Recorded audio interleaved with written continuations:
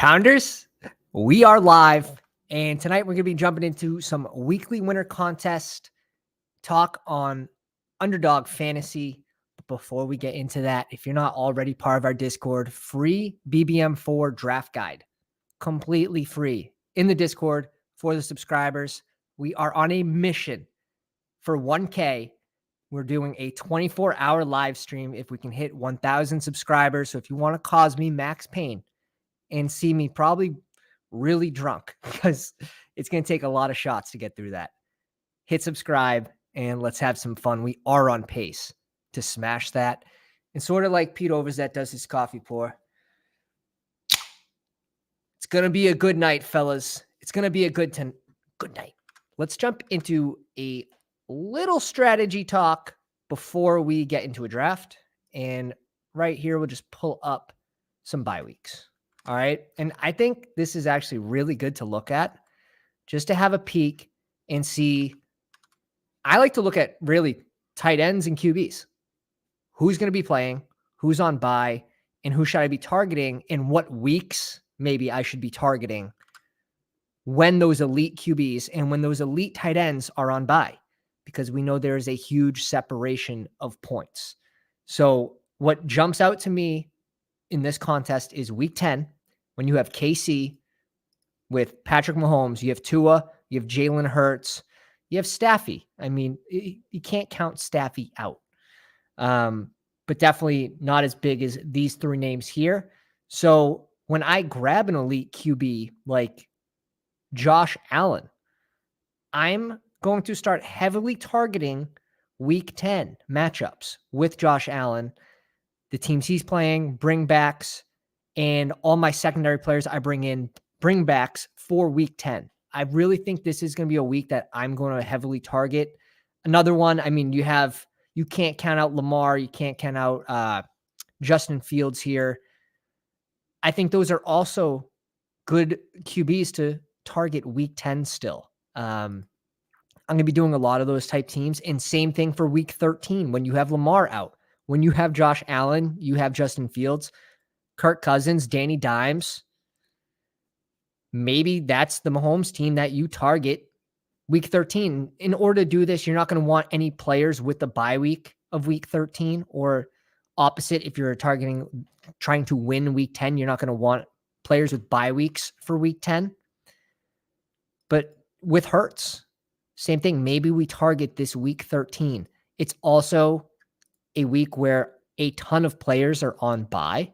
So I think that does give you another leg up if you're avoiding the bye weeks, players that are off on week 13.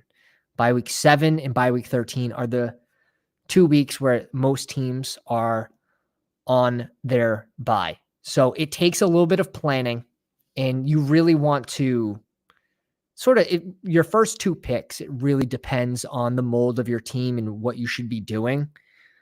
But going to be starting to do a lot more 1 QB builds. We started with Daniel Jones the other day, and we just stacked all around it. Yes.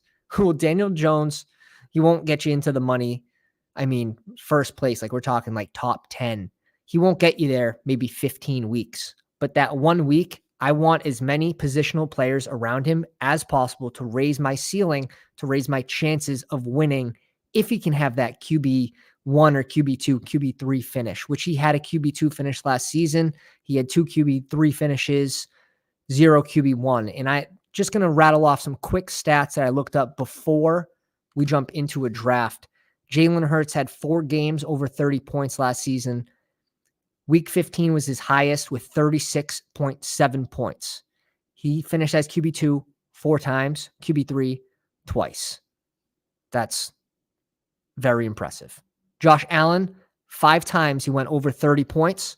36.2 was his highest in week 5. Patrick Mahomes, 5 times over 30 points, 35.1. So you are seeing similar ceilings between these 3 elite guys. What is interesting, though, is Justin Fields went over 30 points only twice, but both of those times it was over 40 points. So you can see this rushing ceiling. With these rushing QBs, their ceiling is just higher. It's it's higher. And he can break a long run for a touchdown. And that's the kind of ceiling that I really like in a player. So Justin Fields definitely on the radar. Lamar Jackson, same thing. MVP a couple years back. So that's still there with the rushing upside. But yeah, I mean, it was basically that or bust. We know how the beginning of the season started for the Bears. They can't start that slow again, right? They can't start that slow again. Geno Smith, QB1 0 times, finishes QB2 once, QB3 once. Jared Goff, week 4, he went off for 34.1 points, finished as QB1. He had a QB2 finish and no QB3. This one will surprise you. Both of these players, I think, will surprise you because it surprised me. Justin Herbert finished as QB1 0 times. We know he had the fractured ribs, and that played a huge part. I think also Keenan Allen and Mike Williams were on the field together, like some crazy stat, like 16 or 17% of the time they were both on the field. So we expect this offense, when they can get all their players healthy and on the field together, to be explosive. And Justin Herbert will have a QB1 finish this season. Put it in the bag. He had 0 QB2 finishes, though, and 1 QB3 finish. Trevor Lawrence, week 14, had 33.4 points. He had a QB1 finish. Then he had 0 QB2 finishes and 0 QB3 finishes. Who knew that? Raise your hands. That, to me, and I know that he was playing against a bad defense for that. He had his best games against bad defenses, and guess what? That's okay. I think it's going to happen again this year. So is it really that bad? But I worry a little bit about Trevor Lawrence, that maybe this is a player that is more of a high floor than a high ceiling. So as we kind of look into these QBs, we look into, when we jump into this draft, what our first 2 picks are, and when we start to build around them, what's the cutoff for everyone? What's your cutoff for grabbing a second QB? I really think mine is right after Daniel Jones is gone. Like, if I don't have a QB and Daniel Jones is gone, I'm likely bringing in 2. But it still feels like you're wasting a pick, because if Rodgers finishes as QB, whatever, QB2 1 week or QB3, and there wasn't a ton of separation in between QB1 and him for that week, maybe he gets 28 points and QB1 scores 33, so it's a 5-point difference. Wouldn't you want an extra positional player around Rodgers for that week? So you can kind of see the dilemma of going multiple QBs. And I think it's okay to go 2, but when we start talking about 3 QBs, that's when, like, it creates a lot of dead teams. Like, that team is not live. But let's jump in. We are waiting on 5 people. Wait on 5 people here for a weekly winners. And again, this is going to be $20K to first place every single week. I believe second place is $10K, and it drops off from there.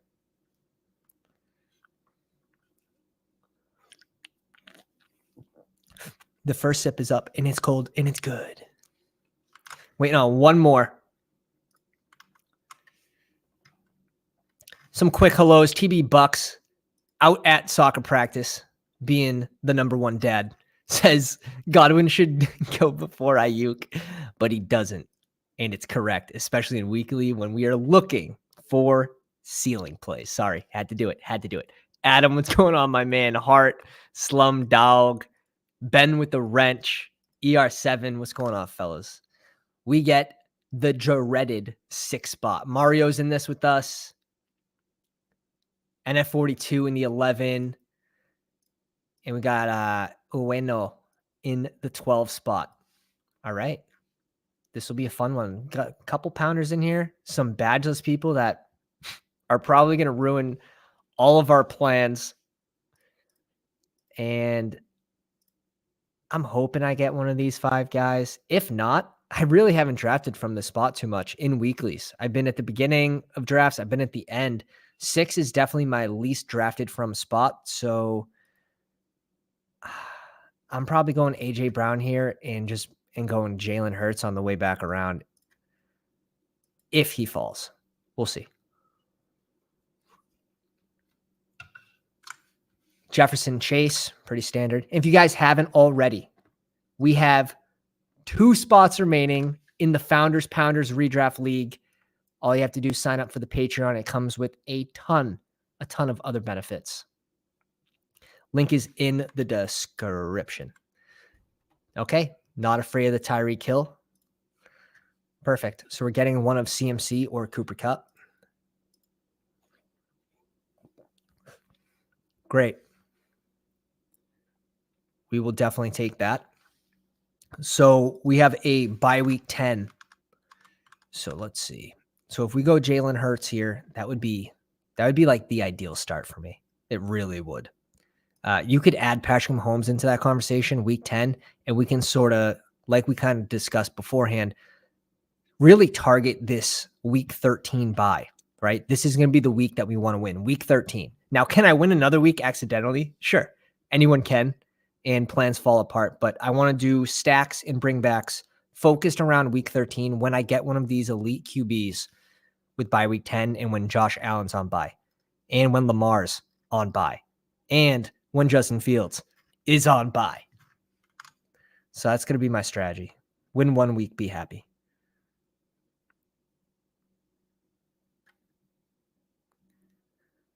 Ben says, I believe a second QB tight end should on average maybe give you a better chance to cash at some point for some sort of prize. I completely agree with that. It raises your floor though, right? It definitely lowers your ceiling, right? That one QB, if he hits good enough to put you into the money, could you go higher if that second QB you picked was a positional player? Well, it depends who it is, depends how they scored, all that. Like, we'll never know, but you can't start 2 QBs. So I think building around one really is the way you want to go if you are really targeting the ultimate upside and you only have to win 1 week. My teams could be dog water for 14 weeks. If I win week 15, I'm a happy guy. And I think there are ways to raise your upside to be able to do that. And you just sort of have to like know what your roster construction is going to be. And I try to go over this as we draft, what our game plan is based on who we start with. Please, just anyone but an elite QB here. Smoke weed 69. With a name like that, you have to go Jalen Waddle. Oh! Let's go, fellas. It's looking good. It's looking good. We bring Patty Mahomes here at pick 19. Both players fall, so it's going to be a little unique start too. Love that. Exactly. I'd be happy with winning 1 week. 100%. Now, the best way to do that, in my opinion, is going to be targeting what weeks you want to win. Some teams are going to be, early bye week teams where it's like, I'm going to win weeks 1 through 4. You know what I mean? That's what I'm going to be targeting. And for those teams, you're not going to have a lot of rookies. You're not going to have suspended players. You're not going to have players that are injured or potentially might miss a couple weeks, like Breece Hall, Javonte Williams, Jameson Williams, Kamara with the suspension looming. These are players that if you select them, okay. But now what weeks is your team best optimized for winning? And you just have to sort of have your team make sense. Have it make sense. With Kamara and JMO, if you pair them, I think that's a perfect little sandwich right there. Both might miss 6 weeks. Now you're targeting week 7 plus, and that's okay. Because if teams aren't doing that with both of those players, like, oh man, like you're basically giving up the first 6 weeks, which isn't great, but if other teams aren't doing it and you're getting elite players at a value, not a value, but they would be going earlier in drafts. And where you get them for all 17, you get them for 16 weeks. This one team that you draft, I think that's at least an interesting strategy for targeting the back end of the season, second half of the season. Mario's on the clock, and he has Lamar Jackson, Travis Kelce.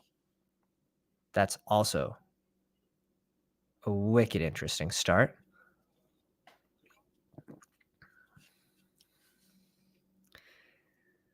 All right. We're going to be targeting week 13.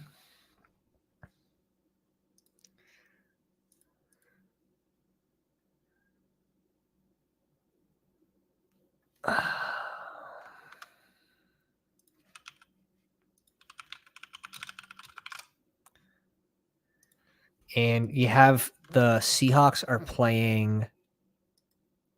Okay. The Rams are playing who? And a little tip, if you just type into Google, Rams week 13, it pops up with who they're playing, which is nice. And the Rams are playing the Cleveland Browns. So we didn't really have an option there for correlation with the Browns.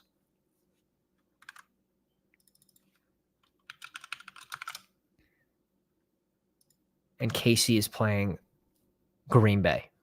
So maybe on the way back around, we do this. And this would be an ideal start for me. So QBs are out.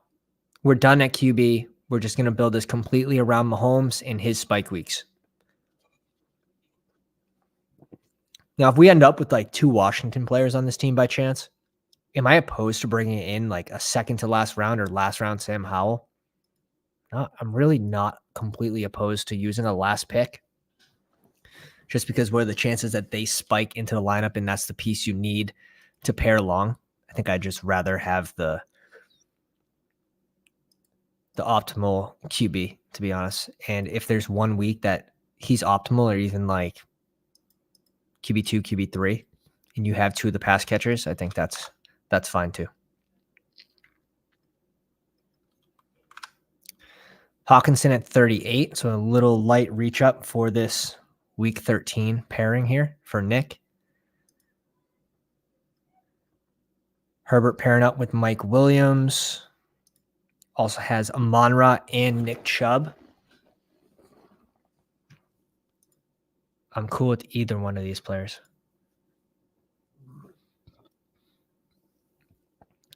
So this is just another way where people are going to be, correlating bye weeks, which I think is 100% the way you want to go about these 90% of the time, maybe. But maybe that 10%, you just target a week that you say, hey, I'm going to win this week with this QB, this player on the team as a pass catcher, and maybe a pass catching running back. Maybe we bring in McKinnon with this team. That's fine. And you do a bring back on the other side of the ball in that game for that week that you're targeting. And for us, that is Christian Watson versus KC week 13. And honestly, Christian Watson is an ideal player for this type of contest where you need some ridiculous spike weeks to end up in with one of the top tier lineups.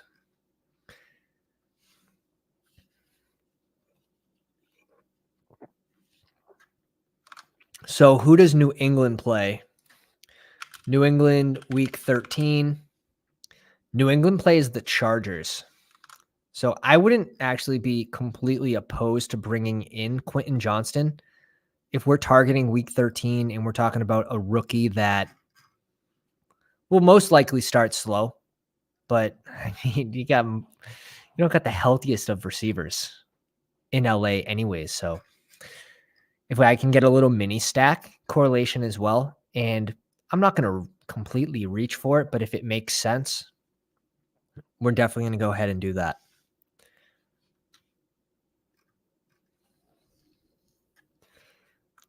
So I really want anyone but players with bye week 13s. I could go Kittle here. I would really like an elite tight end to go with this team too. We'll see if he falls to us. Only 2 teams need tight end. And San Fran's playing the Eagles. He gone. I'm not opposed to going Kyle Pitts as well. Week 13, Pitts would be playing the Jets. It's definitely going to be a tougher matchup for him. I don't love that, to be honest. I don't love that. We could go Njoku, and I think we have that would make a lot of sense. I'm pretty sure Casey is playing Cleveland too. So Njoku, we'll just queue him up here. We're not picking him right now. If Drake London's there, we'll go Drake London. If Kenneth Walker's there, do we go Kenneth Walker is the question. I like Tyler Lockett as a spike week player as well.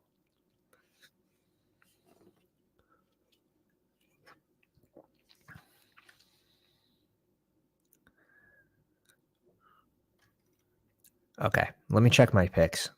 Pick 78. Okay, this should be fine. Another receiver. Let's go Kenneth Walker here. It kind of falls right in the dot with Quentin Johnston if that works out and he falls to us, which, I mean, he's a rookie, so rookies typically should be falling in this format unless you're targeting the back end of the season. You're never going to draft like all vets and then have like rookie wide receivers such as Quentin Johnston and bringing in like Zach Charbonnet if you're going to be targeting the first 4 or 5 weeks of the season. Adam says, don't get me started with Kyle Pitts. And you want to know what? Like, you don't hear any analysts, you don't hear anyone talking about how he hasn't practiced yet. He tore his MCL week 11 against the Bears. Where's the talk? I'm just waiting for his ADP to fall. I'm sitting at 4% Kyle Pitts in Best Ball Mania, and I'm not touching him. I'm not touching him until I get some positive news. And the reason being is he's not going to rise that much because people don't really know. They never searched it. Like, people are just assuming he's going to be playing week 1, and he might be. And the word on the street is, everyone should be healthy for week 1, but we know how that goes. Like, teams are always saying that. They're saying that since January. They didn't know that in January. So I do think Kyle Pitts does need to be knocked down a little bit until we get the news, the okay that he is going to be starting week 1. Is Quentin Johnson gone? There's no way, right? We're not going to go him with this pick. We're obviously not going to Njoku here with this pick. Tony, I still don't love. Even though I have Mahomes, like, I wouldn't be sad if Tony just got selected right now, please. Just like right now.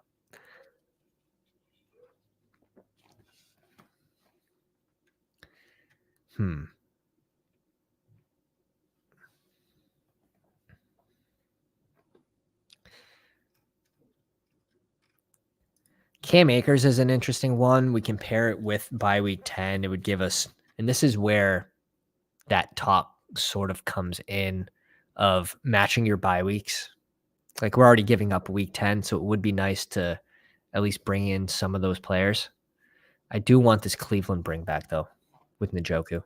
I just have to make sure that none of these pounders get sniped from us. MNF42 shouldn't be going another tight end with Hawk. Mario's got Kelsey. He shouldn't be going another tight end. All right. I mean, Tony falls to us, and it's a stack. It makes sense. I don't love the snap count share that Tony had and throughout last season. Even when he was healthy, it wasn't awesome. But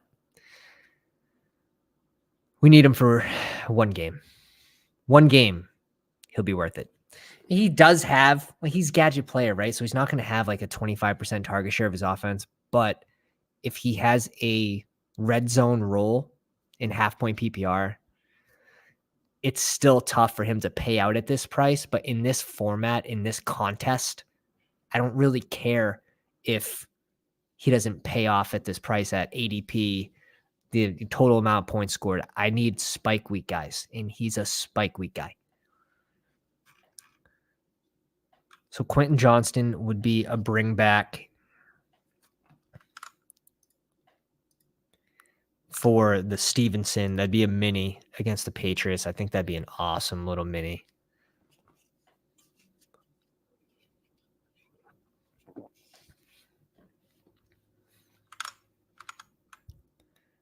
Burks off the board. I like where Burks goes in these drafts. Really do. Like, you could very easily push him ahead of Tony, in my opinion. Not a lot of, there's just no competition in Tennessee. And that's why I like Chiggy so much. Because there's a good chance that he goes north of 80 targets this season. And if you give that guy targets, athletic freak, yards after contact type guy, dangerous combo. Just in case all else fails and Quentin Johnson somehow gets sniped, which he could, we could bring in DeAndre Swift.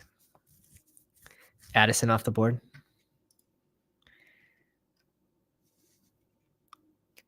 Like, if I'm one of these teams, I'm likely taking Pickens or Jahan Dotson over Quentin Johnson. We might do that if Quentin Johnson gets sniped anyways.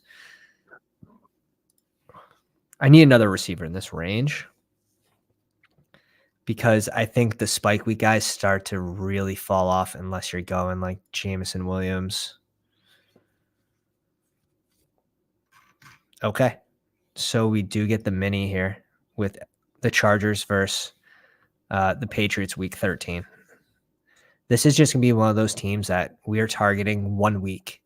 So when that week comes up and I have this team named week 13 smash, I'll see you guys at the top.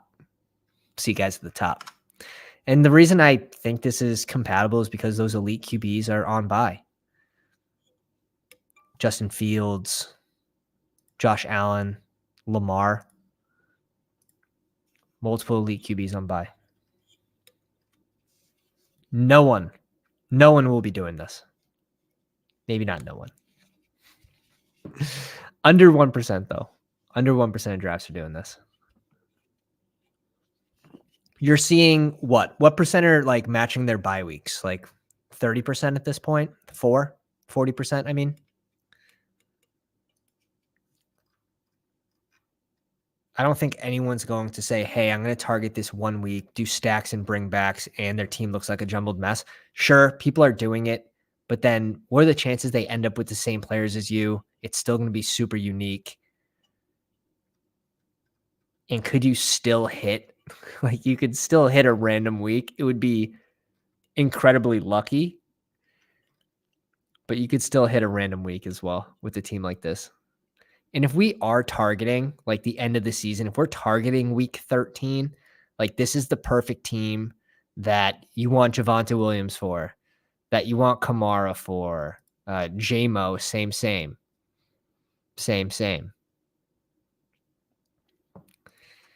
Can I push Njoku to 102? He's got Pitts, he's got Andrews, he's got Kelsey, he's got Kittle, he's got Goddard. I should be able to push Njoku to 102. And if Njoku gets sniped, we could always do a Cleveland bring back for this KC game with like DPJ, or even later we can go Cedric Tillman. That could be pretty cool. D-Hop to KC. Goddamn.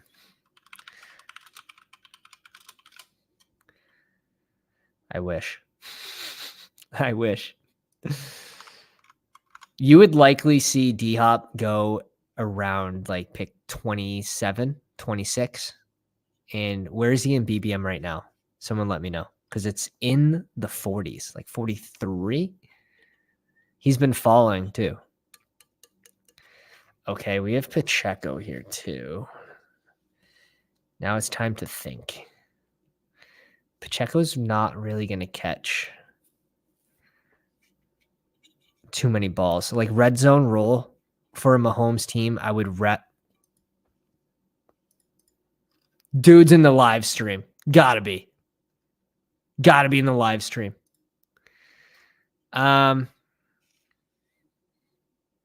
I'm I'm still going JMO here.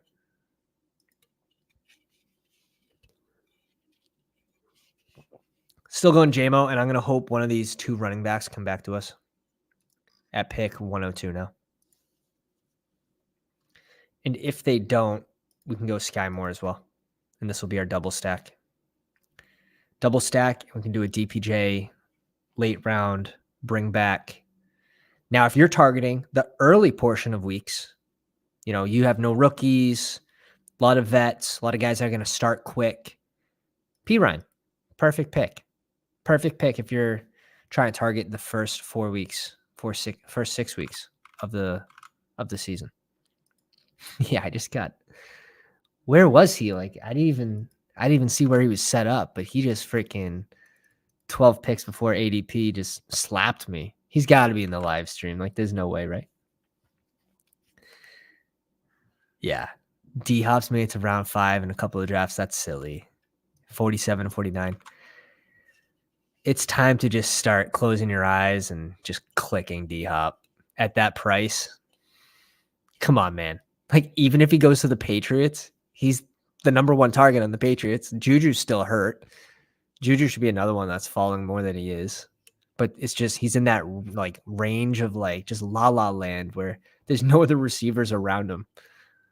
So, and maybe auto drafters are keeping him there. But he should be falling. This is looking good. Unless it goes like bang, bang, bang. We just get sniped 3 picks in a row. Like if I had A-Rich as my QB1, I would stop at Anthony Richardson and just say, okay, A-Rich, I'm going to hope that he can finish his QB1 once or twice a season, or maybe QB2, QB3, and come close to QB1 those weeks, and then just completely build around him. Maybe bring in like a late Jelani Woods, shit like that. We can't go Zach Charbonnet. We have Walker. Nice. Beautiful. So we're getting one of these too. I think it will be Kamara. This is actually a tough one. If we think Kendre Miller is going to have more of a role at the end of the season,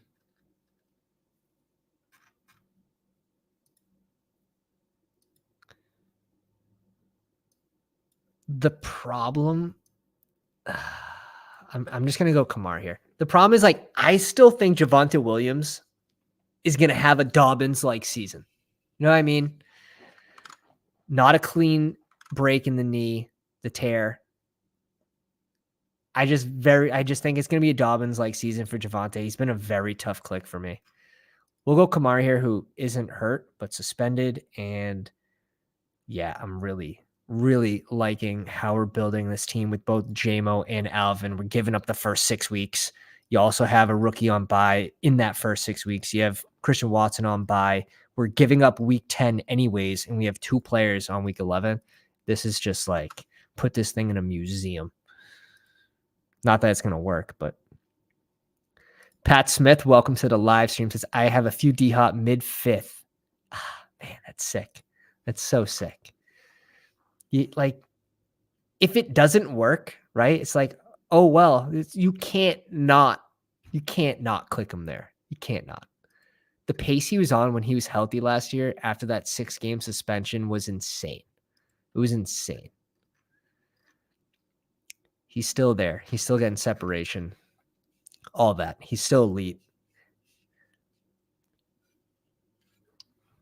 Sutton off the board. Harris off the board. Be curious to see if Sky Moore actually comes back to us. I'd be very surprised. Again, no bye week 13 players. We have to stay away from 13. I wouldn't mind bringing in Rashad Penny to this team.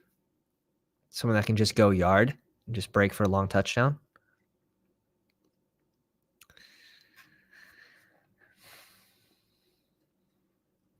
Who does New Orleans play week 13? And I haven't done too many of these types of lineups.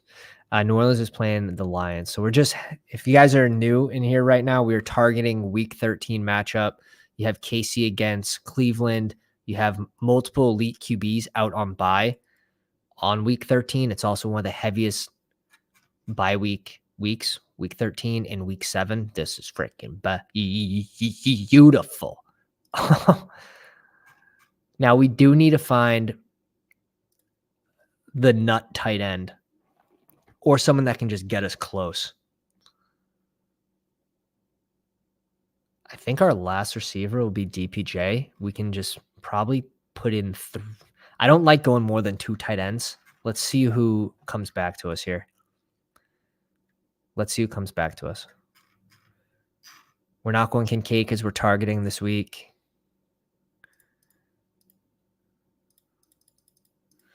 Let's see. We can go running back too. If you guys are new in the live stream, drop a like and hit the subscribe button if you want to jump in these live drafts with us. Our free Best Ball Mania draft guide is in the Discord.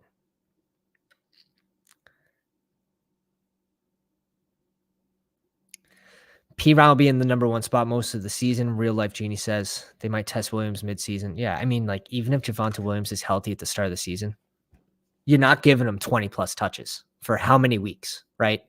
And I expect him to miss probably 6 weeks.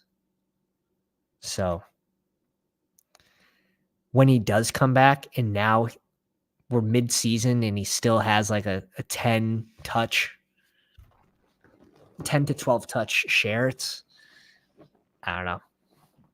Not a huge fan of that. Not a huge fan of that. Titans play the Colts week 13 and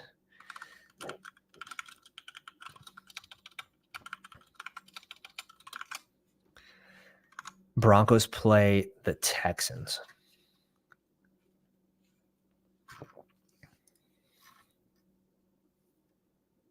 I don't love the spot we're in. I really don't. I don't love this spot. I'm just wondering if I can get multiple tight ends. Like if I can get 2 of these tight ends in this range, I'd be happy. There's an argument for all 3.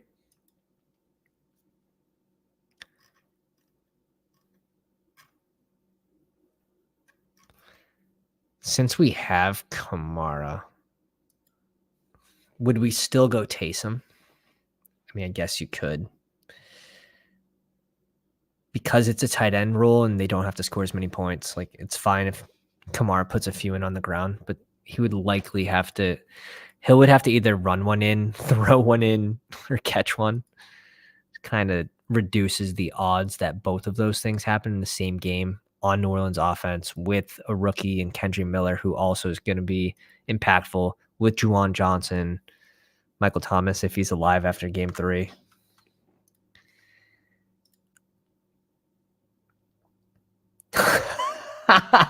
Yo, Carlos, shout out to Carlos here. Earlier today, I accidentally took Stafford 100 picks before ADP.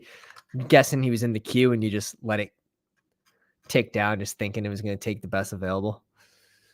Happens, man. Yeah, it hasn't happened to me with like that early of a pick, but because I'm never like queuing players up that are, more than probably 3 rounds away. Unless I am going by bye weeks, right? If I'm trying to see who the bye weeks are, then I'll run through and like try to match my bye weeks. But where we're trying to just focus 1 week here, I don't care what the bye week is as long as they're not bye week 13, the week we're trying to target to win.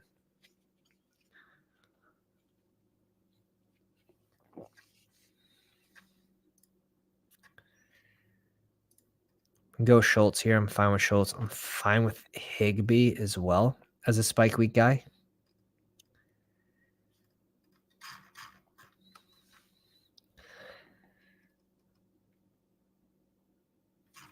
Definitely an interesting roster construction. Yeah, dude. I've seen this a lot as well with Staffy going like basically undrafted. So weird. And I think it's when you get in those rooms with another 11 teams that are super just all about bringing in one QB, like that in a way is a smart tactic. Like you have Jared Goff going off the board as QB 17. He finished as QB 1 last year. We went over it earlier today, week 4. He put up like a 34.1 point week. If he's proven that he can have a QB1 week, would you spend another QB pick on him? Like I wouldn't go Goff and Russell Wilson most likely. I would go Goff and maybe someone later if I have correlation, but I want to put as many good positional players around these QBs as possible. And this is QB 17 as well. Goff is QB 17. Dude, so we get Taysom Hill.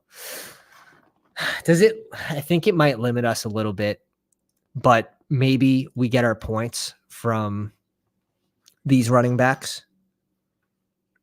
But Taysom Hill's ceilings it's too high to not pick him, especially for this type of team. I think we could stop at 2 tight ends, to be honest. Let's look with the team.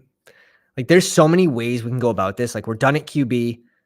We can go 2 more running backs, like high upside picks, but we could also rely on Stevenson, Walker, and Alvin Kamara, but like you're likely giving up the first 6 weeks if you do that. I don't think we necessarily have to fully give up the first 6 weeks with this type of team. And that's the cool part. Like we have a hyper focus on week 13, but who's to say this team couldn't win weeks 1, 2, 3, 4? Probably not going to win week 5 with 2 people on bye. Probably not going to win week 6 with 1 on bye. But we have 0 on bye week 7. No one has a bye week 8. Week 9, we have 2 on bye. Week 10's the one that we're really giving up. So this team's live for multiple weeks. I would like to keep it within these bye weeks, if possible. I don't want to add any new bye weeks to this team, if possible. Kendra Miller is someone that I wouldn't bring on for this type of team, but I would bring in like Tank Bigsby, who if something happens, Rice goes off the board. If something happened to ETN, like Tank Bigsby would likely have a huge role. Adam says Dulcich over Chig. That's a split decision for me. It's a split decision.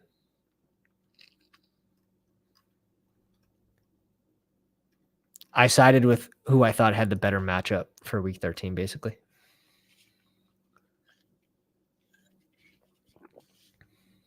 Getting one of these running backs, for either of them to really unlock their upside, you're going to need an injury.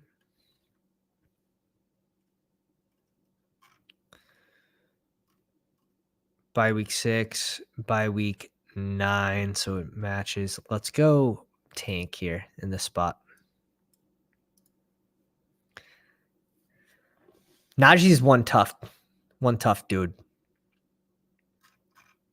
There's a DPJ pick for our bring back. We could still go like a wicked late Cedric Tillman for this KC week 13 matchup bring back. That's most likely what I want to do. We could also go Jerome Ford with our next pick. And yeah, like I'm pretty much comfortable with these receivers. After week 6, we get Jameson Williams back, Quentin Johnson. I mean, if anyone gets hurt in this offense, his ceiling just gets shot up even higher. But even without that, the role he's going to be able to carve out later in the season, I think will be pretty nice. Warren off the board at 153. So like that's super, super value, but we don't really care about value. We care about ceiling, right? But Warren would have a good ceiling if something happened to Najee. I just think there is maybe a slightly higher chance something happened to ETN over Najee. That's like too galaxy brain. That is way too galaxy brain. Oh my God. And if we get to 30 likes We're going to be jumping into another draft after this one. Yeah, so I'm very much just targeting week 13 with this team. Afterwards, we're going to name it, target week 13, whatever, so I know for this lineup. So when week 13 comes, we can sweat it out. And that's why I don't mind bringing in these rookies. That's why I don't mind bringing in Jamison Williams, Alvin Kamara, players that aren't going to be playing the first 6 weeks. We're likely dead the first 6 weeks. But while targeting week 13, we're still live week 12, 13, 14, 15, 16, 17, week 8 even. Everyone's live week 8. Goddamn. Week 7, though. This is a team that is super live week 7. Not going to lie, kind of by accident, but it's super smart. Week 7 is another one of the highest weeks of players on bye. So if that's one of the weeks that teams are going to have dead players, and we have all live players for week 13 and 7, Galaxy brain.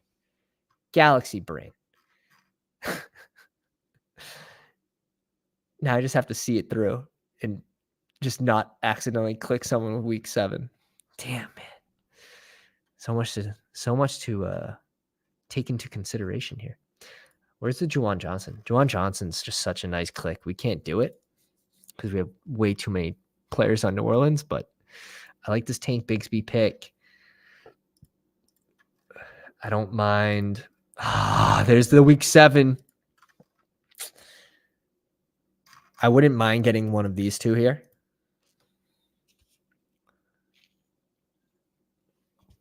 Which one would we prefer? Miami.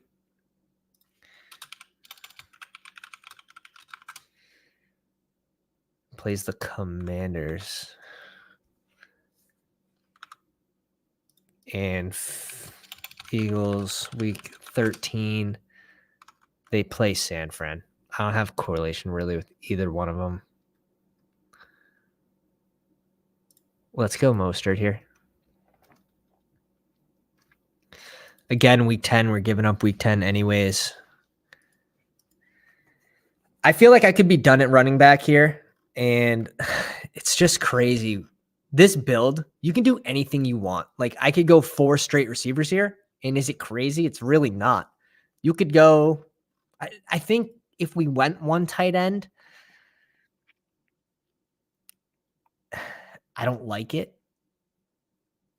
Now, if it's right, it's right. But, like, is one of these players likely? Week 13, though, the week we're targeting. Again, like Knox I like, but week 13. Conklin week 7. So with that in mind, where we're trying to target, like Juwan Johnson, it's just crazy. I can't stop clicking Juwan Johnson and BBM. Like, he's not even just a red zone target. Like, the dude's efficient all over the field. But you could do anything you wanted with this type of comp we have going right now. I think it's just super balanced. We definitely need another receiver. Let's see.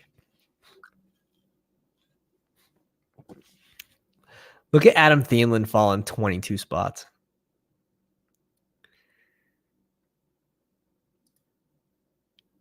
I sort of like something like this.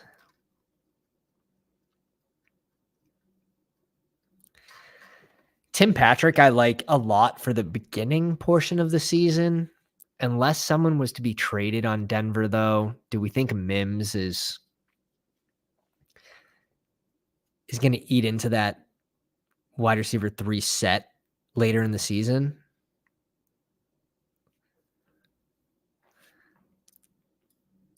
So be between Curtis Samuel and Tim Patrick.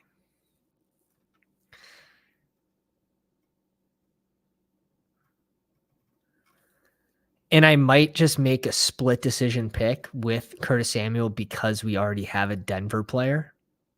Like, we already have one Denver pass catcher, right? So how does Tim Patrick and Dulcich, here we go. And we just thought it out and it works. Tim Patrick and Dulcich could both have spike weeks, Russell Wilson could have a spike week, right? Where Tim Patrick and Dolchich both spike and they hit in the lineup. Russ has a spike week, but Mahomes just has a bigger spike week. And we have the pass catchers that he has to throw it to for that to happen as well. It makes sense in my mind, and that's what we're doing. That's what we're doing. We're 6 likes away from jumping into another draft after this. We're also going to be doing a 24-hour live stream if we can hit 1,000 subscribers, and we're on track before the NFL kickoff. Crazy. It's so close. Got 2 months. 2 months, fellas. Just over 2 months.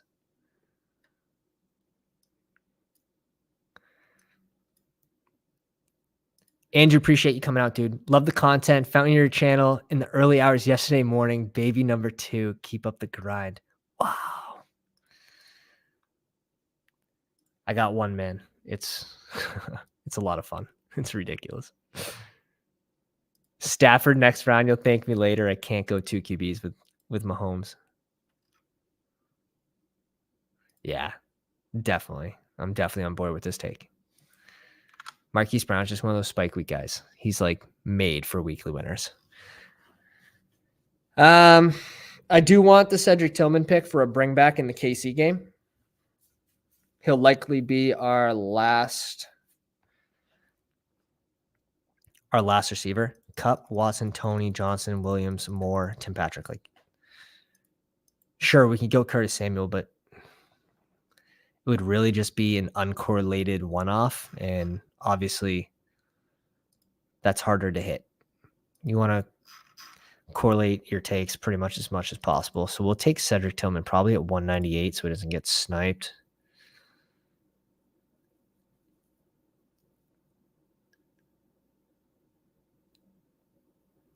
Which means we're going RB here.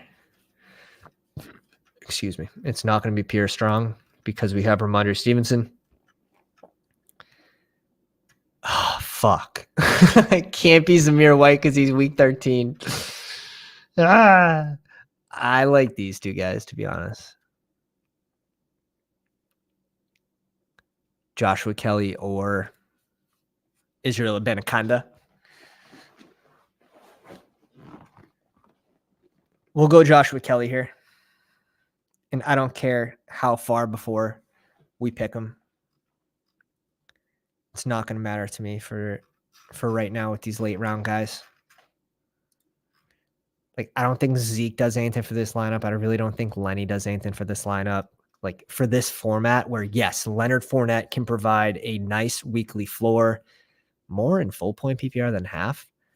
But where you're facing 150,000 plus live lineups a week, is Lenny the guy that's going to spike up and give you that huge week? Kind of doubt it.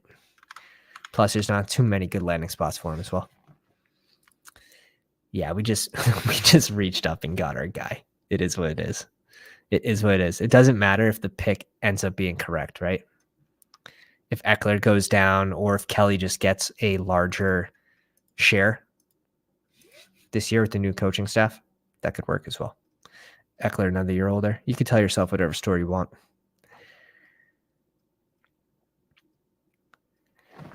And you only have to be right once, right? You only have to be right once. So we have 0 bye week 7 players, and we have 0 week 13, the 2 heaviest weeks. I don't think a lot of people are going to be doing this. We also have a special target on week 13 for the specific lineup with bringbacks, stacks, little mini correlations, little cute mini correlations. And we're 4 likes away from jumping into another draft after this one. So if you want to see another draft, make sure you go down and like the video. It's much appreciated. See 3 QBs.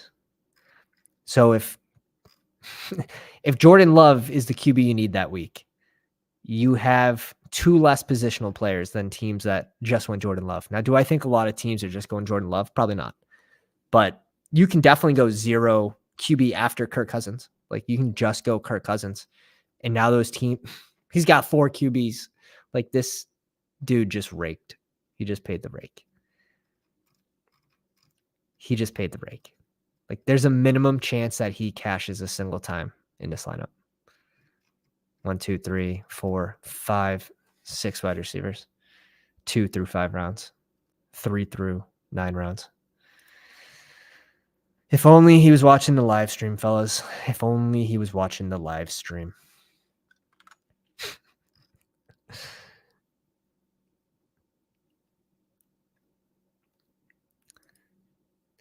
The weeks Mahomes and Kupp being QB wide receiver 1 are much more likely than Stafford and Kupp. 100% true.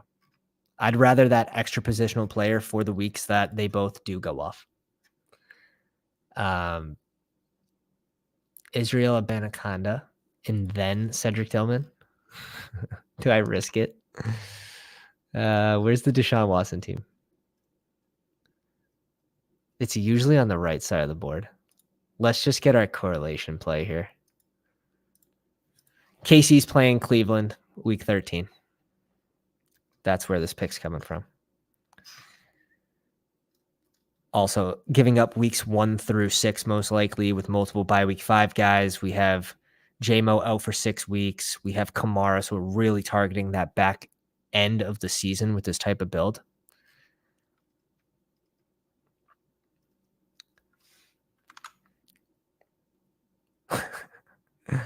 Buck, what's going on, my dude? In the 2 spot. We'll take a look at your team afterwards.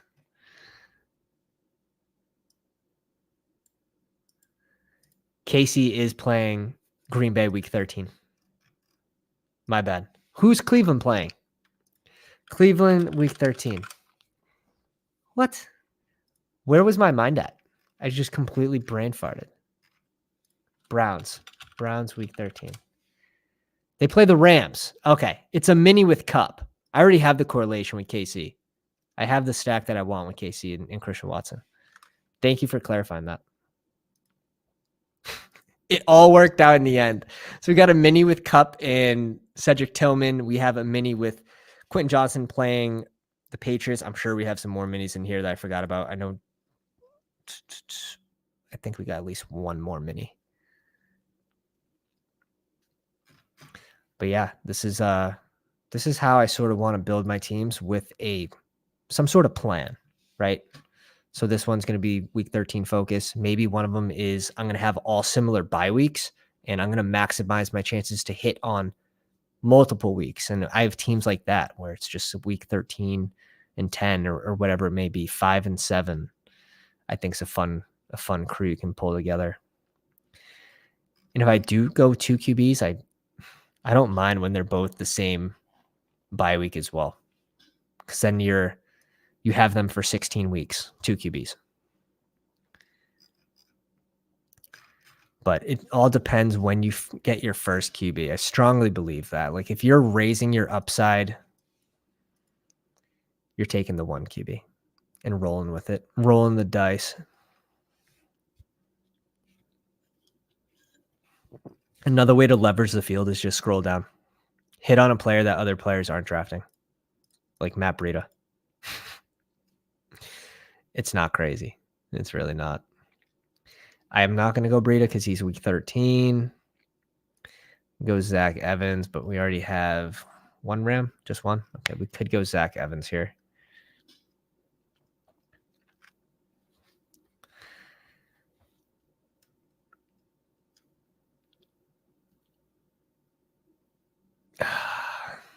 Israel Abanikanda would ruin our 0 players on week 7.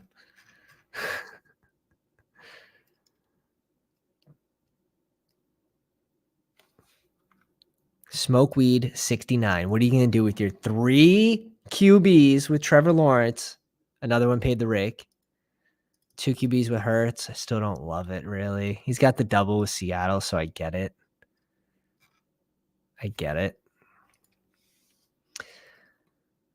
Yeah, I think this is fine. We don't have Cam Akers, so I'll go ahead and bring in Zach Evans. We're 2 likes away from jumping into another draft. If you want to see another draft after this, make sure you go down and smash the like button. We're going to cover Nick's lineup after this. We got another pounder in the 12 spot, Mario and Buck. Kelsey Lamar. I can't wait to see how the rest of this team came out from Mario. But we ended up with Patrick Mahomes for the listeners. Tight end, Greg Dulcich and Taysom Hill. Running backs, Ramondre Stevenson, Walker, Kamara, Tank Bigsby, Raheem Mostert, Joshua Kelly, and Zach Evans. And a receiver, Cooper Kupp, Christian Watson, Kadarius Toney, Quentin Johnson, Jameson Williams, Sky Moore, Tim Patrick, and Cedric Tillman. Really just pushing off the first 6 weeks and trying to hit something after that, especially week 13. Yes, you guessed it. Week 13. When all those elite QBs are on bye and we have what's supposed to be the best QB available. Clyde's not a bad pick. I don't mind that at all. Definitely live. Some Joshua Kelly love. Yeah. We like to mix it up on this channel. We like to mix it up. I mean, he does have super high contingent value if an injury happened to Eckler. He still has change of pace back work, but like we don't really care about that in this type of contest where you're shooting for the high ceiling. He still has that high value if something happened to Eckler, though. Buck in the 2 spot in the live stream, Joe Burrow and Staffy pairs it with Kittle, Ingram, and Higbee. See, like this is, I get it. You have Staffy. You wanted to stack. Pollard, Gibbs, Gibson, Kenneth Gainwell, Jeff Wilson, Clyde Edwards-Helaire, Jamar Chase, Burks, Pittman, Zay Jones, Jonathan Mingo, Rasheed Rice. So sort of giving up week 7, giving up week 9, and giving up week 10. So I do like how you picked like 3 weeks to sort of build around. I think that's smart. You have a lot of rookies, so maybe targeting the end of the season. But then you have Marvin Jones, who is going to have his role reduced week 7 when J-Mo's back. So when you're building your rosters like this, where we're not really worried about accumulating points over the course of the whole season, you want to target one portion of the season or 1 week. And I think Marvin Jones, I don't think he makes sense for this roster, but like the rest of the team looks good. I'm probably stopping at these 2 tight ends. You're going to have Kittle and Ingram for 16 weeks, right? They both have the same bye week. I get it though. You want the correlation with Staffy. Mario in the 3 spot, Lamar Jackson, Kelsey, and Likely. I love that pairing. I think that's a good pairing because first off, Likely's contingent value of an injury happened to Andrews is, I mean, it's insanely high. You're not paying a lot. He's pick 190. He could still have a spike week 2 with Andrews healthy. David Montgomery, Cook, P. Ryan, McKinnon, Foreman, Chase Brown, and Ty Chandler. So you're seeing like him pulling in these week 13s just to get as many players as possible. Smith, Kirk, Ayuk, Jordan Addison, Odell, KJ Osborne, MVS, and Nelson Aguilar. I like this pick. This is someone that I sort of brainstormed up myself the other day, and it's not really the craziest pick in the world. So let me know. Okay, Mario says, I focus a lot on week 2 and 11 games. Beautiful. Beautiful. That's exactly what I want to hear. Because you still are focused around like giving up week 10, week 13, which is smart, pulling in as many players as possible, but also correlating it for weeks that you're targeting. I mean, that's exactly what you want to do. Nicholas in the 11 spot. Josh Allen and Jared Goff, 17 picks after, 27 picks after, 27 picks after ADP. That's when you can bring in a second QB. I think it's completely fine. And uncorrelated though, dude? Is it an uncorrelated Jared Goff? Come on. We got to have, am I missing someone? There's got to be someone on here that's from Detroit. Tell me there's a player on here from Detroit. All right.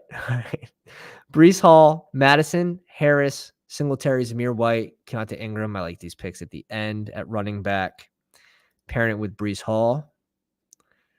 Adams, Gabe Davis, Jahan Dotson, Zay Flowers, Tyler Boyd, Nico Collins, Gallup, and Khalil Shakir with 2 solid fucking tight ends. I like the team. The Jared Goff pick just doesn't make much sense. I mean, maybe you got sniped on someone like maybe you're trying to bring in like Laporta here for a little correlation and you got sniped. But like, how does Jared Goff spike in like really finish as a top 10 team. How do you finish as a top 10 team with Jared Goff without having the pass catches? Like he'd probably have to rush for 2 touchdowns, and that's just, the likelihood of that. We have a better chance of hitting one of those league pick'ems. Justin Herbert at QB for Ueno. Chiggy and Sam Laporta. I'm cool with that pairing. Chubb, Connor, AJ Dillon, Algier, and Gus Edwards. Amon-Ra, Mike Williams, JSN, Chris Godwin, George Pickens, Cortland Sutton, Rondell Moore, Jaden Reed, Hunter Renfrow, really bringing in all the dudes. Just bringing in a bunch of dudes at the end here. Yeah, it definitely could work. I would love to see a second pass catcher for Justin Herbert because, like, same way, right? How does Justin Herbert have an enormous spike week? And it's more likely than not 2 of his pass catchers are going to go off, or Eckler and a pass catcher are going to go off. So I would like to see maybe even just like Gerald Everett instead of Sam Laporta here. But a nice team. Like you can see how he has his running backs that he can rely on Chubb and Connor to have those spike weeks, and then just put in a ton of wide receivers around that group. I think it's an interesting build. Really cool. Really cool. We hit the 30 likes. We're going to jump into another draft. We're going to jump into another one. Let me see something. All right. We're in and we're waiting for 10 people. Fill it up. Fill up the room, fellas. Damn. Weekly winners. Make sure you join the right one. 6, 5. You got time. 3. Okay, sweet. Awesome. So Buck went with the narrative that J-Mo's just not going to do anything. He's going to bust. And if that's the way you feel, like, that's completely fine. I get the 6 spot again. Oh, the fantasy gods. The fantasy gods. They're punishing me. All at once. All right. I'm sandwiched between 2 pounders here. ADW, welcome to the live stream. Ah, man. Absolutely punished in the 6th spot. Maybe we'll get a different start at least. Hey, yeah, I kind of figured this. As I was reading it out and knowing that I took Quentin Johnson, you sniped me on QJ and someone else sniped me on Everett and someone else sniped me on Josh Palmer. All right, dude. Well, it is what it is. You were at least thinking. You're at least thinking the right way, and that's cool. Tyler M says, my 5th 1-1. So you're Juggernaut, huh? Are you the Juggernaut? Fancy Dog in the 2 spot says Chase it is. Close your ears if you don't like the sound of cans ripping open.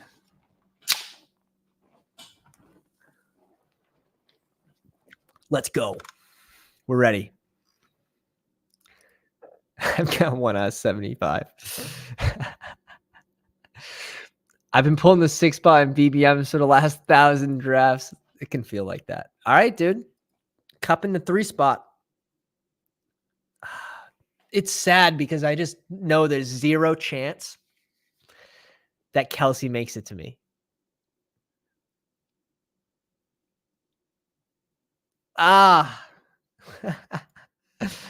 Let's try to go AJ Brown, and let's try to get Jalen Hurts on the way back.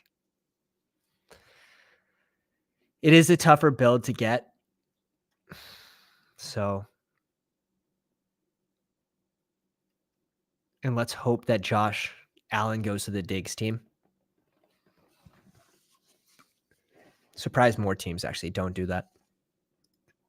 You still see Josh Allen's ADP up here at 17.7, and Diggs goes at 8, right? So it is right around that spot. That's exactly why. ADW starts with Austin Eckler in the 7 spot. Tyreek Hill goes at 9. Yes. That's honestly, I'm going Tyreek Hill over Diggs. Like, give me that little bit of risk, but I also have a little higher risk management than most people.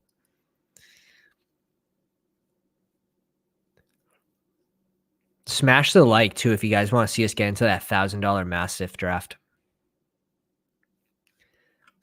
We're on the verge. We are on the verge. I do want to join it overnight, though. I think there might be a slight edge to maybe getting one auto drafter in there.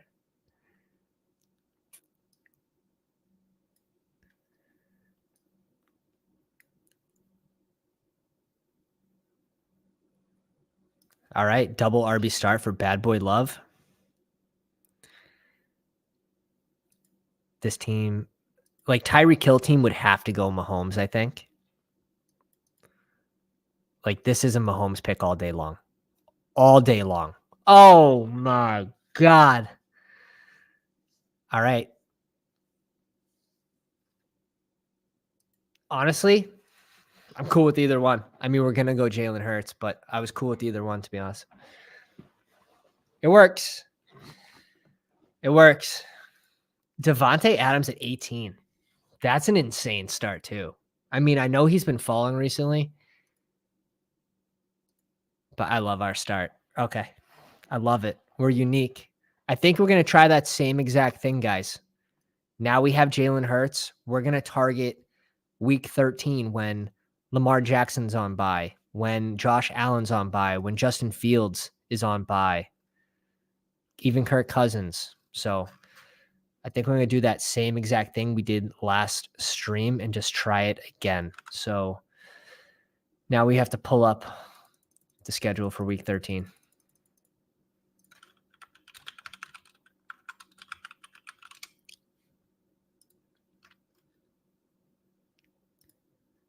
Pull it up. And we have the Eagles are playing the 49ers. What an electric matchup. Maybe not the best matchup for the Eagles, but definitely could be fireworks.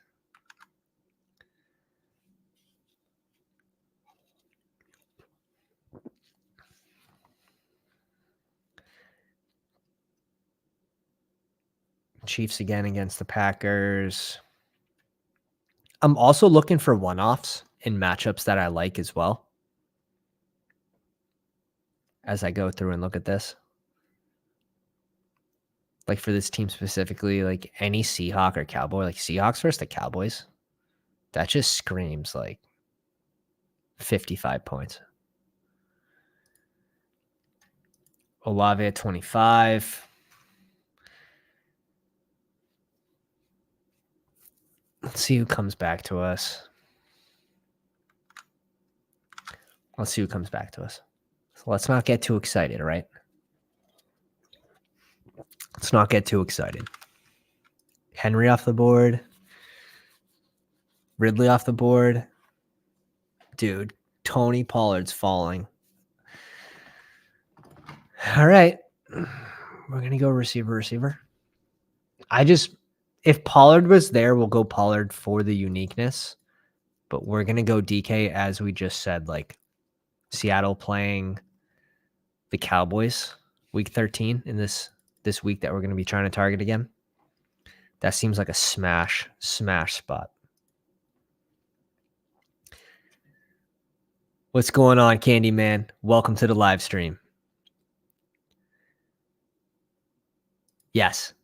Should definitely do the Mastiff at 3 a.m. Only problem is it's midnight on the West Coast. Oh, shit. So I'd have to 5 a.m. So I change diapers at 5 a.m. all the time. I'm good. $1,000 draft, changing some diapers. We could send that. We'll have to make a video on it afterwards, though. I don't know if I want to do that one on stream. I could. That makes some crazy content. I'm looking forward to doing the 24-hour draft. So if you guys haven't already, sign into your YouTube accounts and hit the subscribe button. If we hit 1,000 subscribers before the NFL draft, the NFL kickoff, we're going to be doing a 24-hour live stream. And that's going to be a ton of beers.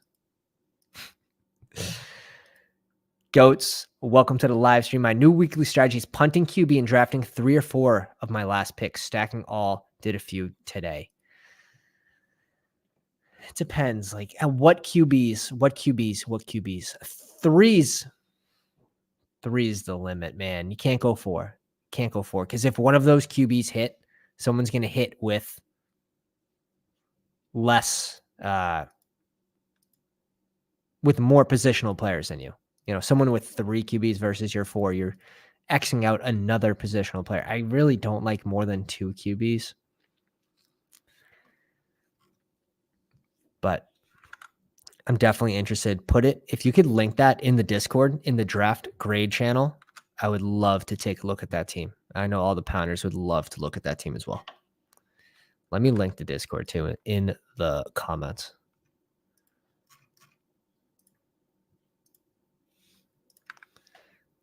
Over 120 members, best ball community. If you guys aren't already in here, like, you're missing out. Frank says your first 3 picks was the same in the last draft. No, it wasn't. It wasn't. We started with Mahomes and Cup in the last draft. We started with Mahomes and Cup. Don't trick me, man. Don't try to trick me. You almost had me for a sec. And then we went Stevenson. It could have been more different. It's all right.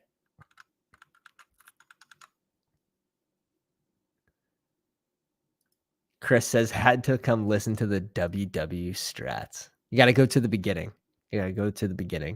That's where the good stuff is.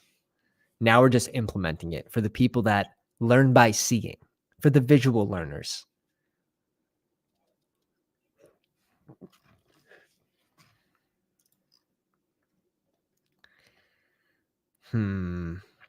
These 2 teams have an elite QB. I mean, QB and these 2 have elite tight end. I know who I want here. Let's go. We're going Christian Watson again. Christian Watson in a cake matchup against KC, week 13. Yes. High scoring game, or at least Green Bay is going to be playing from behind what we think, and most likely going to be throwing the ball. If I'm thinking about the game strategy. Oh, Frank, my bad. Frank, what spot are you drafting from? What spot are you drafting from? Adam says, thank God I got my guy. Justin Herbert, Josh Jacobs, Devontae Adams, and Austin Eckler. I mean, it's definitely going to be unique.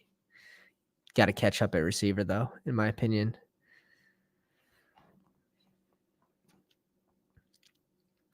There's still time. That's the nice part, though. Like, people are reaching for their players somewhat,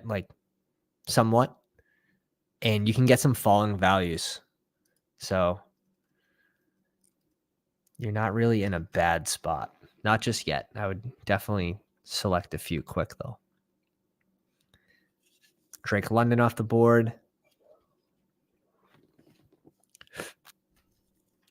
And this is the range where I really feel like I need to start with one running back. Let's see pick 67.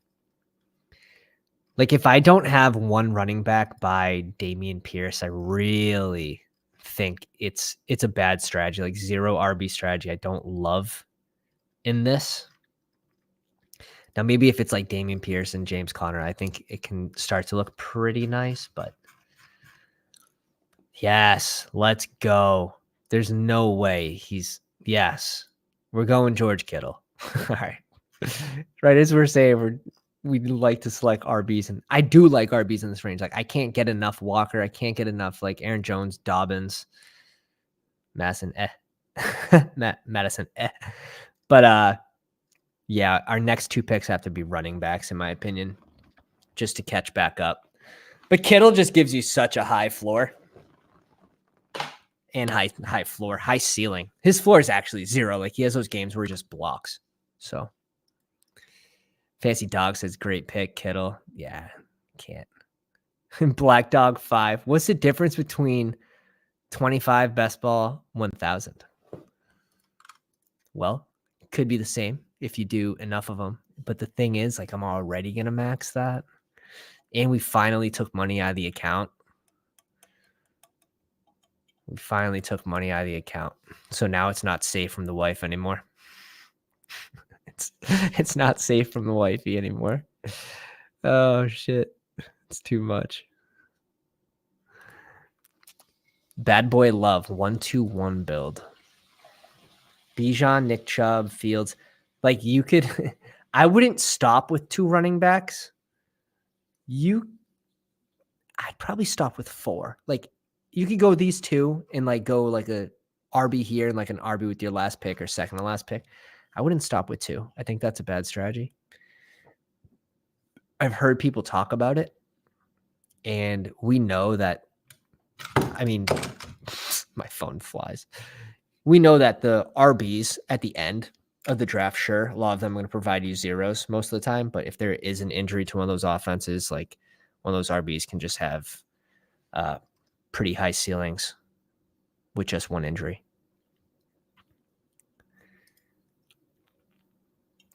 Is he on auto? Nope, not on auto. I think that had to be a double tap at receiver. His next 2 picks are at 84 and 85. Yeah, it's not the hottest. Like after this range, if I don't have I want this to be like my 4th receiver, like this George Pickens, Jahan Dotson. You could add Cooks in there if you really wish. But those are the teams that I think look the best for me.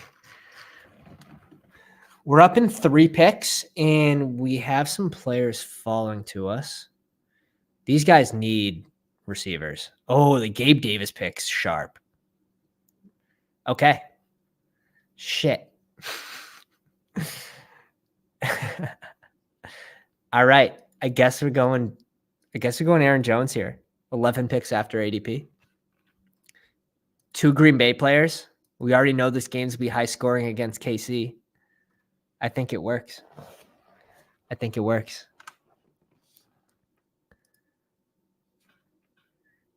Charles says, love Stroud, Ritter, Tannehill. Okay. So you really like very, very end of the draft. I still would like it if it was only 3.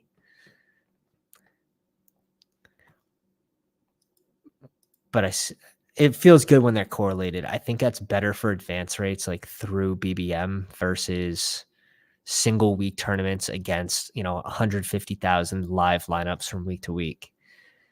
Yes, there's 261,000 entrants, but some teams have a lot of rookies and they're dead early in the season, or they have JMO and Kamara, like teams like that. They're dead week 1 through 4. Like, even though there's no buys, you're not facing 261,000 teams in those cases. So just a little different way to think about this contest. But yeah, 4 QBs at the 1Z position, it's going to lower your ceiling no matter what.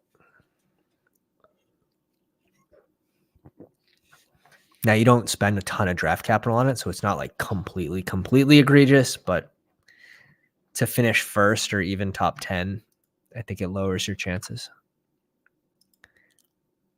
Adam says, kind of love my start. Reached, but didn't hurt me. Yeah. Ooh, okay. Connor pick.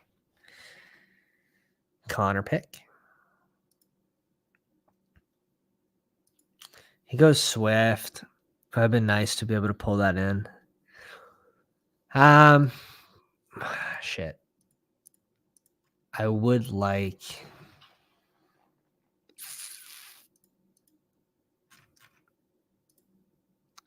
Let's go Pacheco here. And this is actually a freaking wicked good pick. This is better than what I even realized. By us picking Pacheco here, and we're targeting week 13, where Patrick Mahomes is also playing week 13. He also has a week 10 bye. We are leveraging that KC game with Pacheco with this exact pick.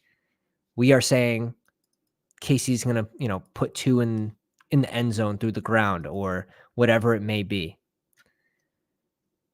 But this is like, that's exactly how you leverage a game. It's just kind of fade the pass catchers and go with the running back.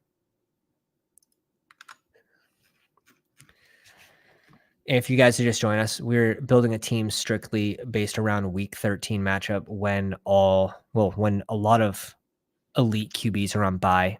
Lamar Jackson, Justin Fields, Josh Allen, and the next two best QBs are Jalen Hurts and Mahomes. And we're leveraging the Mahomes game against Green Bay on the ground with Pacheco.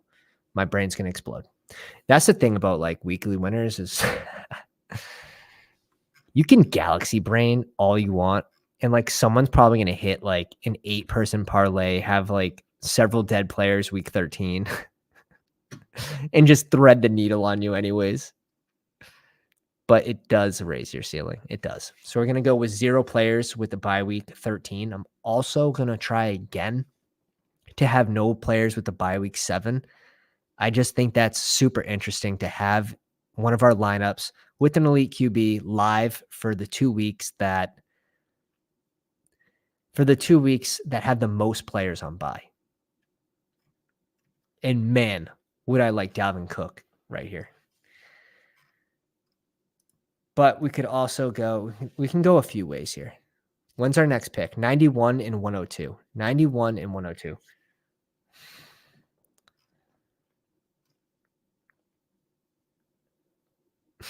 The Dalvin pick. Let's go JMO here. Again, we're going to try targeting week 13. JMO out for the first 6 weeks. So this is a team that wouldn't make sense if we brought in Pirine, right? Like that Pirine is early season type guy. Zach Charbonnet would make sense with this lineup. Be bringing in our second Seahawk, which is okay.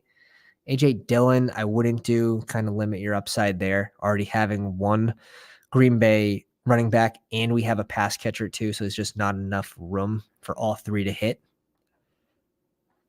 Watch it happen. Jamal Williams would be like an early season target where Kamara likely suspended. Kendrick Miller still not practicing with that knee injury. So if you're targeting the early weeks, Jamal Williams makes sense. If you're targeting the later weeks, not so much. Appreciate you, dude. Appreciate you. Whether it works or not is I'm going to name this team, week 13 target, and I'm going to say probably Philly stack.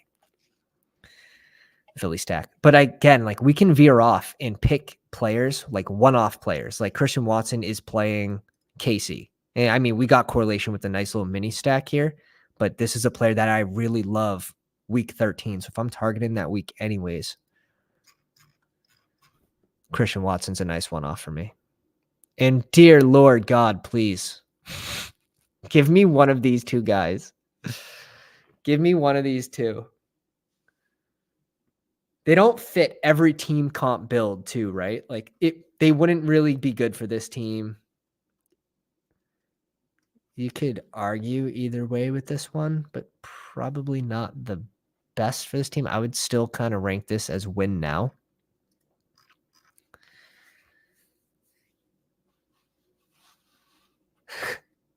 Okay. All right. We get one of them.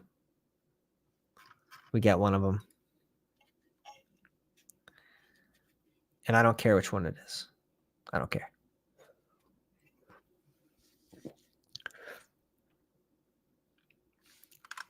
Mario's going to make me sweat. He's bringing it all the way down. Just laughing. He goes Pirine. So kind of a win now type strategy. Again, we have this split decision between Kamara.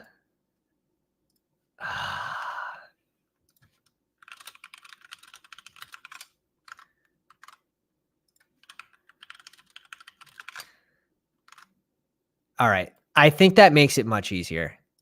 For me, it's not a split decision anymore. You have Denver versus Houston Texans. I mean, maybe we should have gone that route. Texans, one of the worst run defenses last year. But you have New Orleans against the Lions. So like that's another juicy matchup. But once I looked up Kamara, I was like, oh yeah, there's no way Williams lineup would be better. Locked in Kamara, Javonte Williams playing Houston Texans. Honestly, I still think Javonte Williams is going to have that Dobbins-like season, though. So for me, it's tough.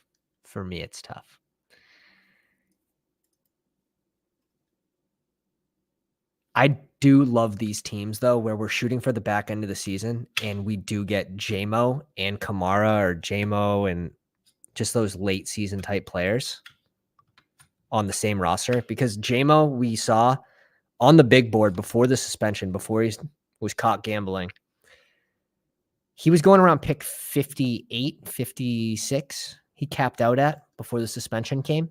So you're getting a discount on an elite receiver. Now, yes, you give up the first 6 weeks, but that's okay. You only need one week for this lineup to really even matter.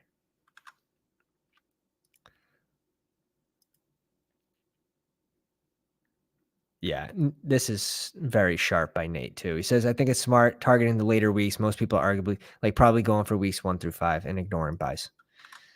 Yeah, I think you're right. Like, Penny doesn't catch balls, and Jalen Hurts doesn't even really dump the balls off anyways.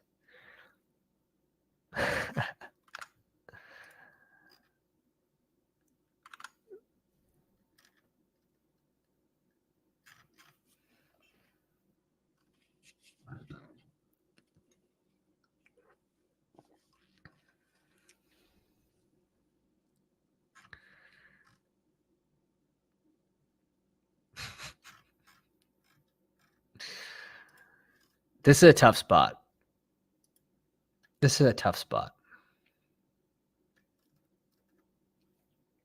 Kind of figured he's going Boyd. I'm trying to avoid week 7 and 13, but shit. I might just say, if I'm going to target week 13 and someone has a week 7 bye, it sort of is what it is. And our next pick is at 126.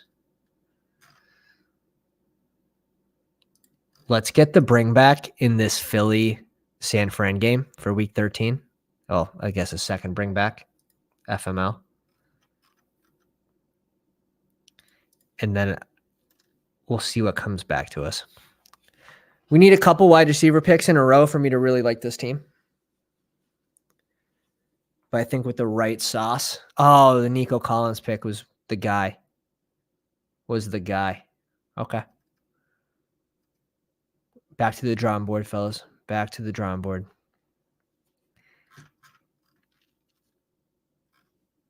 Up in 6 picks.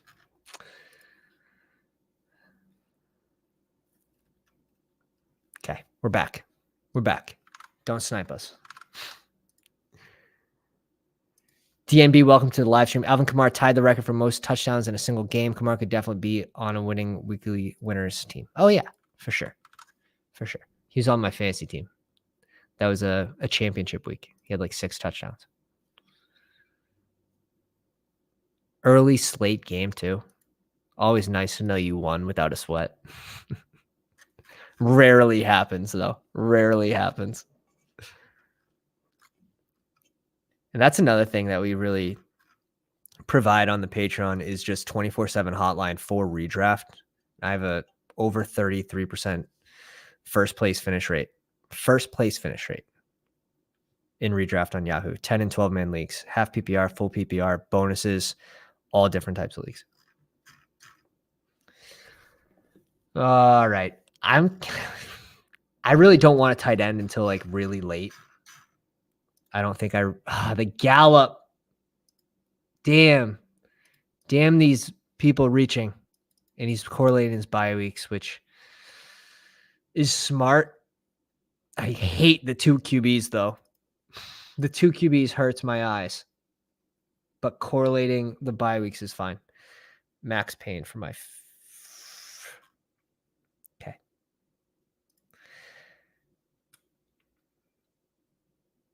Gross. So gross. I hate the Juju click, but Rondell Moore steamed up way too high. I'm sorry. Screw it. We're going Rashee Rice. He'll be the one pass catcher on KC. This means we can't go a second pass catcher because if they both spike into the lineup, that means Mahomes had a good game. And we only have one. We could go like a super sleeper for Philly, someone that's not being drafted. I think that's interesting to do as well. Super easy way to leverage the field. Every stream I've watched today is pick Christian Watson. Am I in trouble for pretty much completely fading him? This is weekly winners where you're likely on a week-to-week basis going up around 140, 150,000 live teams. So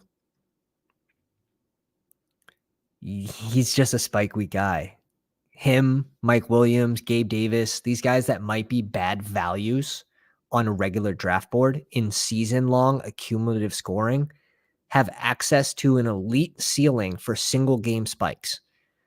That's what you need. You need that elite ceiling to hit off, to ping off. And the week I'm targeting, week 13, Christian Watson's playing KC. So what better than a tall, fast, young receiver playing an elite offense in most likely a pass-happy game? I like that narrative. I like that narrative a lot. Jamal Williams goes off the board at 134.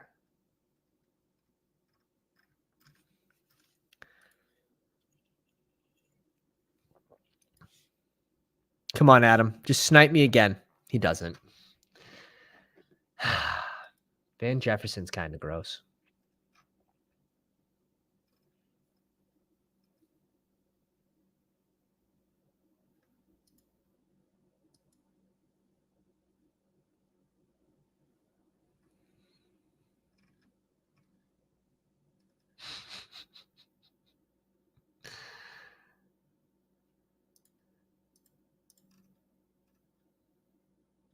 Moment of silence.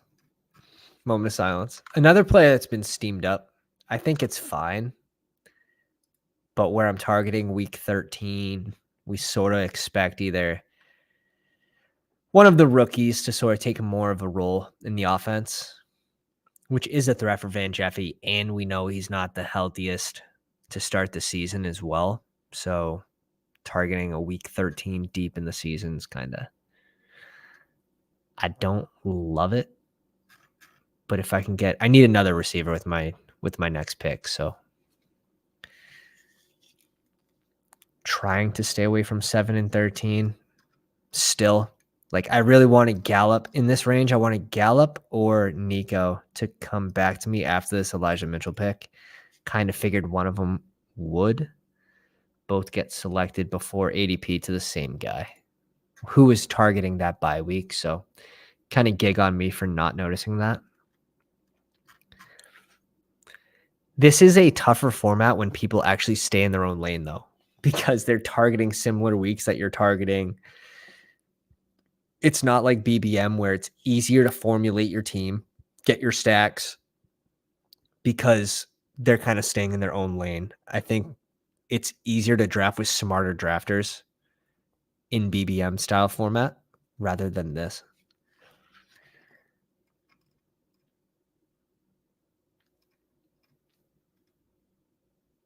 Fantasy dog.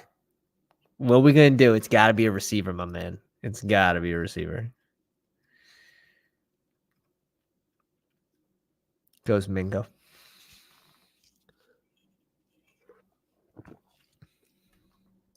Tyquan Thornton off the board.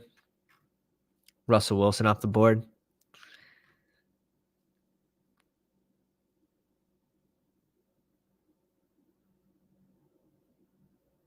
Oh, thank dear Lord.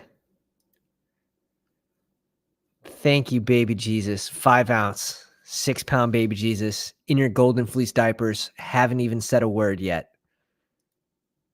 It feels good. Feels good. He's one of my favorite clicks. Shit. In any type of draft. He's one of my favorite picks. Zane asks, why decide that QB is the one position you don't want to take an extra shot on? You can apply that logic to every position just because QB can't be in the flex.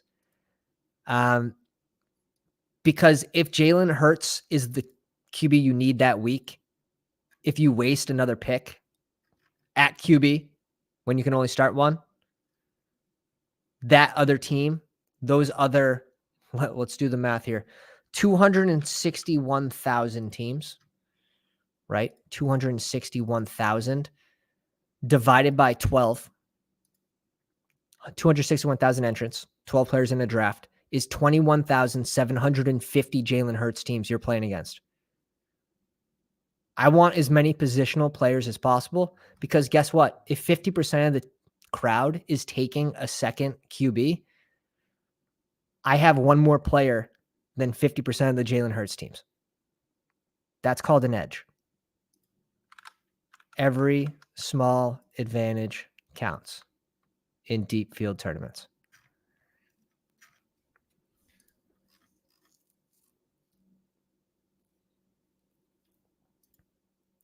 Now, sure, can you go a late Sam Howell if you have two Washington pass catchers, someone super late in the last round, second to last round? Sure, that's fine. But am I going Geno Smith with Jalen Hurts? Like, no, absolutely not. Absolutely not.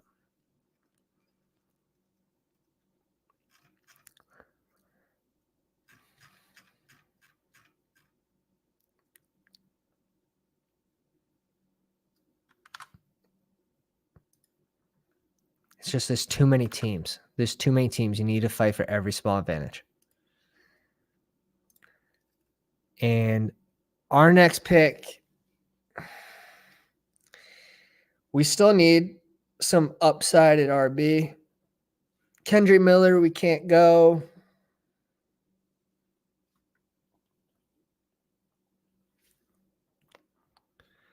Mostert off the board. He was one of them. Like, I would love to be able to select Kendry Miller here. I can't believe he's fallen this far. It's absolutely ludicrous. No! Oh my God, no way. Jerome Ford over Kendry Miller? There's no way.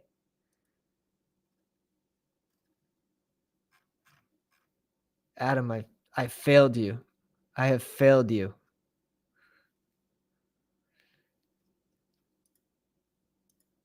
All right, at least he catches passes. DeAndre Swift, not the most healthy running back in the world. Rashad Penny, not the healthiest running back in the world. Kendry Miller goes at 164. Is literally insane. It's insane. Damn. Nice scoop, Mario. Nice scoop.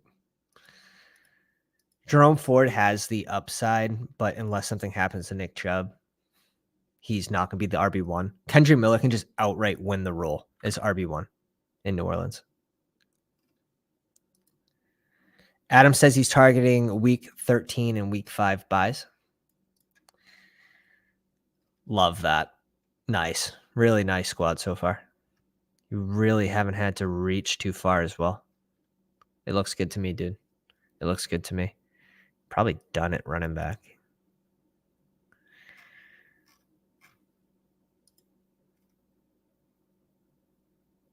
Yeah.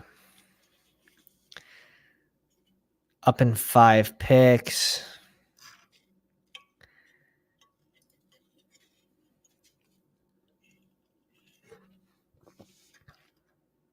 I don't mind if like my last tight end someone who's not being drafted too. Super easy way to leverage the field. Cade Otton, if he can have a 17-point week on a week that tight ends just don't score a lot of points. Now, is he going to have a 17-point week? Probably not. But Danny Bellinger, with an injury to Darren Waller, you could tell yourself a story. And I have been drafting Bellinger on a couple of those. Wilson, the killer pick. Oh, my God. Yikes. That is who we were going. Do we just take Adam Thielen here? Do we just take Adam Thielen 25 picks after ADP? Sure, he is by week 7, but we're targeting. I'm cool with it. I'm cool with it. I have so little Adam Thielen, but when we get him 2 full rounds after ADP, still has some touchdown upside. He's always been sort of that red zone role type guy, but goddamn, I still don't love the pick. I still don't love the pick. I want to bring in one more tight end, though, for this team. I want to bring in one more tight end.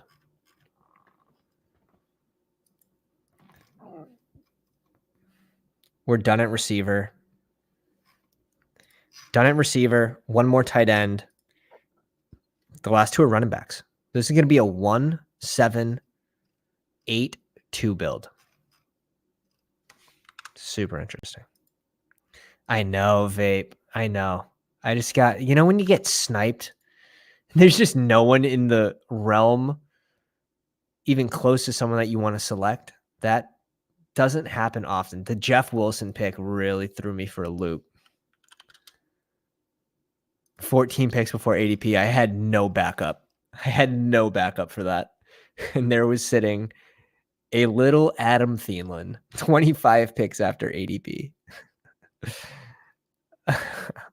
And I still don't like it. That's crazy. Tyler says he was targeting week 7 and it did not go well. Dude, Tyler, you're a juggernaut, right? I think you confirmed that already.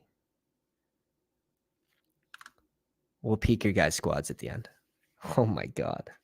Wow, we're almost at 40 likes. Almost at 40 likes before the video is posted. That's insane. Thank you, guys. Tyler Conklin doesn't make it back to us because that's the way this draft has been going. Tyler Conklin over Dawson Knox. God. Is he targeting 7s? Yeah, and he's got Rodgers. It's fine. It makes sense. I'll just go F myself.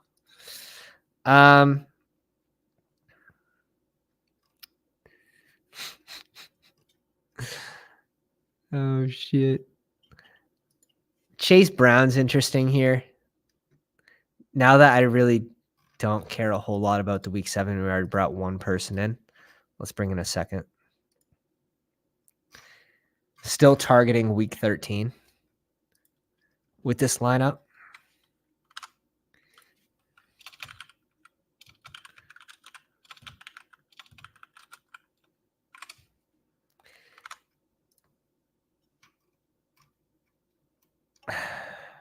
It's interesting. The lineup's definitely interesting. Like week 13, CMC? Is he going to be playing week 13? I hope so. But for this lineup, it makes sense. Alvin Kamara, 6-week suspension. Pacheco, Jones. I mean, we know how the running backs are in Philly with their injury histories. It's definitely a team built for later in the season, which is exactly what we wanted to do. We got our stack. We got our bring back. We got a little mini with the Green Bay KC game week 13. Super interesting. Super interesting.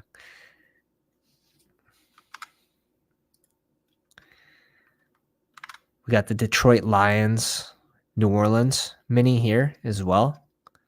Freaking love that. I think we have a New Orleans stack, right? Mini stack. Who's New Orleans play? It's the Lions. I am washed right now. I am washed. Nakua, imagine 24-hour live stream, 1,000 subscribers. We do a 24-hour live stream. You will see me in absolute rare form.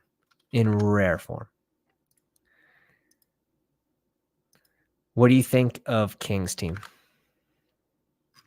King of Kings with Rodgers and Geno, 3 tight ends, Hardman, Elijah Moore, JSN, Mike Williams, Garrett Wilson, CeeDee Lamb. All right, 1 sec. It's our pick. Dude, how has Dawson Knox Not been selected.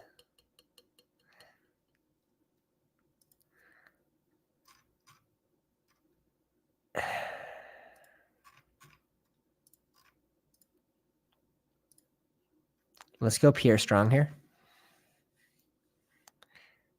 I'm just going to go a super late tight end. So if I got the running back that earlier in ADP, Knox goes at pick 200 to the Kincaid team. That's probably too many Buffalo players. 5 Buffalo pass catchers. I get like onslaughting, but you have probably 2 dead roster spots each week. I think you got to stop at 4, to be honest. Adderall. That would be even worse. Back to King's team. Lamb, Garrett Wilson, Mike Williams, JSN, Elijah Moore, Hardman. He definitely needs another receiver, that's for sure. JSN, Juwan Johnson, Conklin, like that's fine. Jamal Williams at 134 is nice. Charbonnet, Rashad White, Walker, and Harris, that's sweet.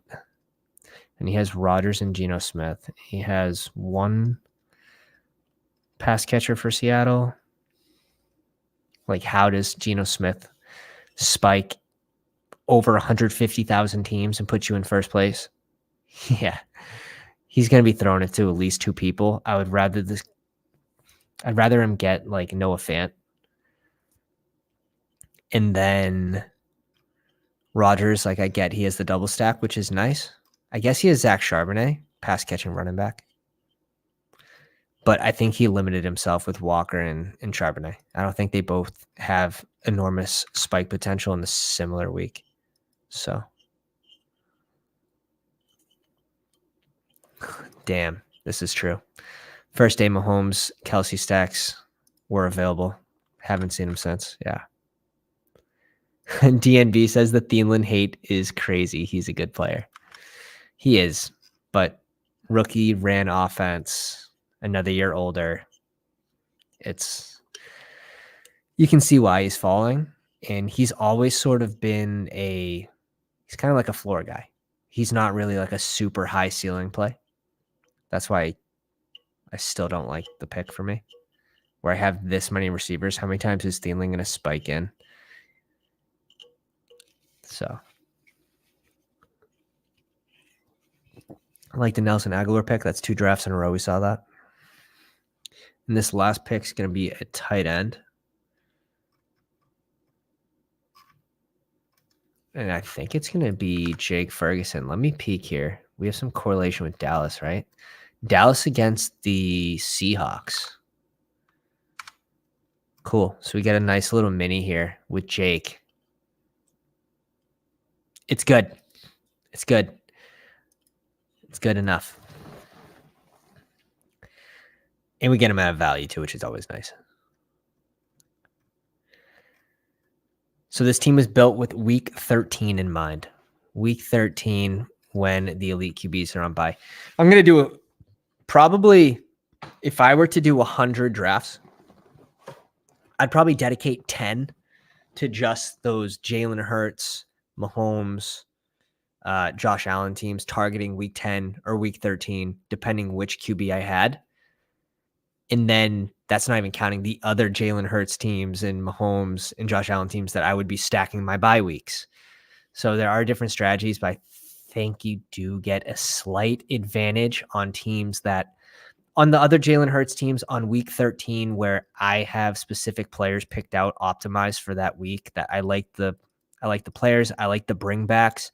I'm leveraging the bringbacks with this KC where Mahomes also plays this week. Jalen Hurts plays week 13, but we're leveraging the offense with the Pacheco pick on the ground. So we're really correlating our takes. If we have a few things go our way, this lineup can hit. So that's what I try to do. There's all different ways to play these. This is just one different look at it. And I think it's definitely a sharp look. It's definitely worth putting a few lineups in there. And let me know down in the comments if you guys are going to be doing any of these type style drafts. Let me pull this up here. But another fun stream. We've been live for an hour and 55 minutes. I want to thank you guys for joining us this one. Good day to you, sir. Any thoughts on Champ 3X? Appreciated. Let's pull up. I didn't go over the teams. Man of the people.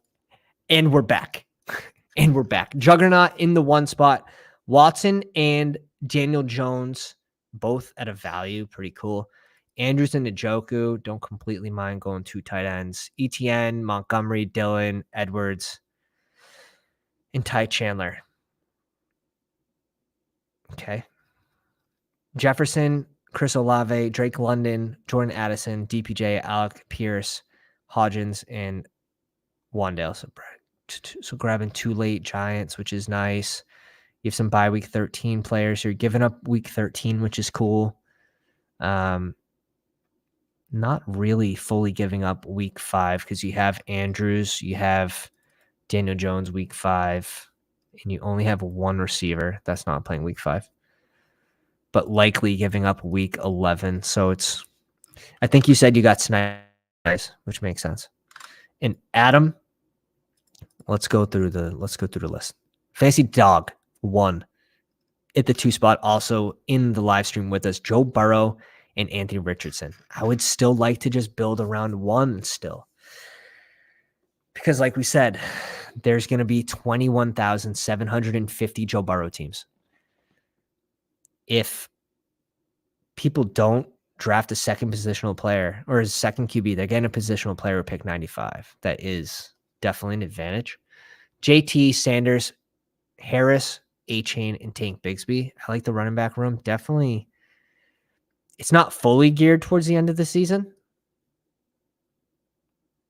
But yeah, it's balanced like that. Darren Waller, Delaney Woods. I like the tight end room. Jamar Chase, Smith, Ayuk, Michael Thomas, Mingo, Reed, Tim Patrick. So definitely gearing towards the end of the season with this team with 4 rookie receivers. You have the stack with Jelani Woods, with Richardson, and JT. I don't think you really need like a whole lot more. You also have Josh Downs too. I like it. It's an interesting team. If I'm going Joe Burrow, I'm probably just building around Joe Burrow. If I'm going Anthony Richardson, I'm probably just banking that he finishes as a top 2 QB twice or once even. If that happens once, I want to be fully optimized for that 1 week it happens. If other teams are drafting other QBs around Richardson, again, you now have a significant advantage on a certain percent of teams that drafted more than 1 QB with Richardson. But other than that, like it looks like a good draft. You clearly have a narrative for this team, which I like to see. Mario in the 5 spot, Mahomes, Kelsey, Henry, like that a lot. Pollard, Swift, P. Ryan, McKinnon, Algier, Kendry Miller, like a million picks after ADP, which is nuts. And then you go Jeff Wilson, 14 picks right before a pick. That one hurt. Jerry Jeudy, McLaurin, Tony. Okay, so this is where the team's a little weak here.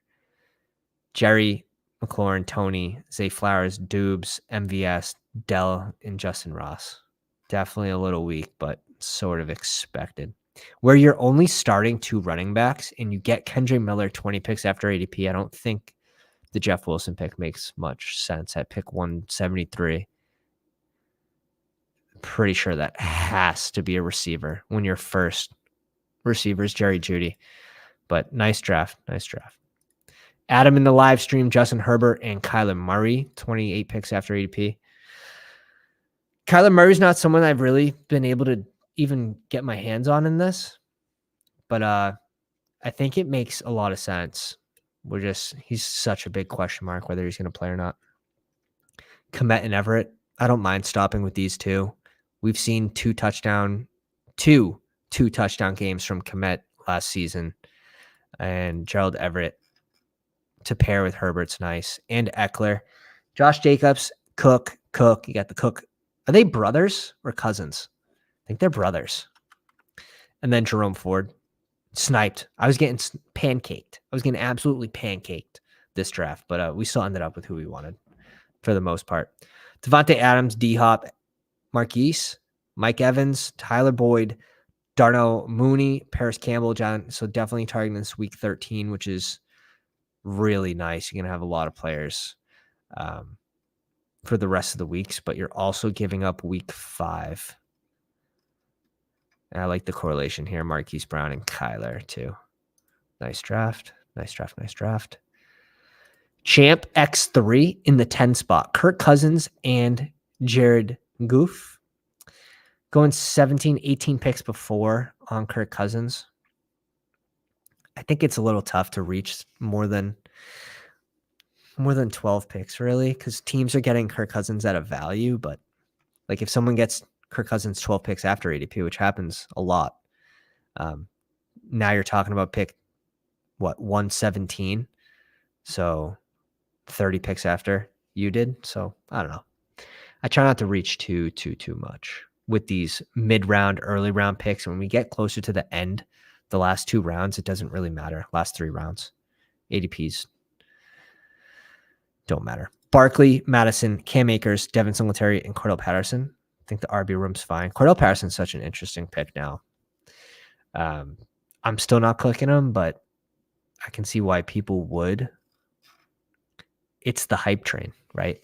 And how many times, and try not to fall for it too much, where we're listening to beat reporters. There's not a lot of information going out right now. And one beat reporter that knows nothing about football can absolutely skyrocket someone's ADP. Or they can kill it. Like Josh Jacobs last year when they said he was playing in the senior game, and then they brought they're like, oh, Amir Abdullah is going to take passing down work and Zamir White's going to take over first and second down. I ended up with 17% Josh Jacobs last year. I just kept buying the dip. It's like this guy's on a contract a year. He's playing for money. Amon-Ra, Amari Cooper, Rashad Bateman, Jacoby Myers, KJ Osborne, Curtis Samuel. Yeah, I like this wide receiver room. So you got like a lot of spike week guys, which I think is smart. 13, 11. So you're definitely giving up week 13, week 9. So you got some correlation with Goff as well. And if you guys are targeting certain weeks as well, like I'll have no idea. And I might think a roster's not as good, but you might be targeting like week 5 or something, or week 7 for certain matchups that are beneficial for your team and your QBs and whatever. That's awesome. Like it might not look as good on paper. And some of our drafts that we did today probably don't to people that come into the rooms randomly, but knowing that you're targeting a certain week, giving yourself an advantage on that week could be huge. What's this question? I like the single elite QB. Same with the tight end. You can, but it's interesting, right? Like if you go and you look at Kelsey, let's pull this up.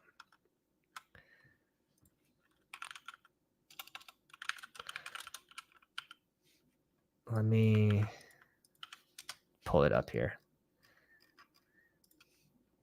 You would be surprised. I think, like, how many times do you think Kelsey finished as tight end 1? Right? Because if I had to guess, I would put it at like 3 or 4 times last season.